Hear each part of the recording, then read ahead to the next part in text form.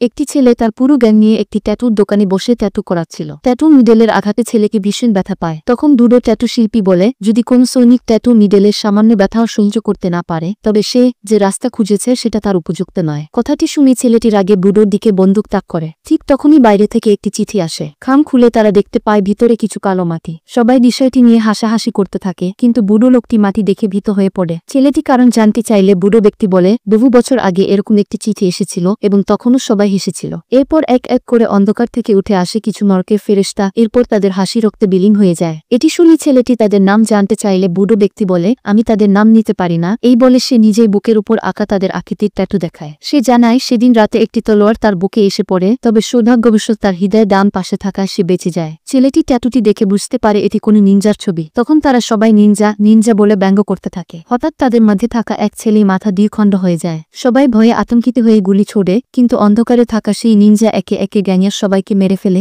শুধু নিডার ছাড়া। ছেলেটি বলে, আমাকে ছেড়ে দাও, যারা তোমাকে পাঠিয়েছে তাদের থেকে আমি দ্বিগুণ টাকা দেব। তখন হঠাৎ একটি তলোয়ার এসে তার 2 হাত কেটে ফেলে, আর তার শরীর খন্ড খন্ড হয়ে মাটিতে পড়ে যায়। সবশেষে শুধু বেঁচে থাকে বুড়ো ব্যক্তি। অন্ধকার ছায়া থেকে ধীরে ধীরে উঠে আসে এক কালে মুখোশ পরা নিনজা।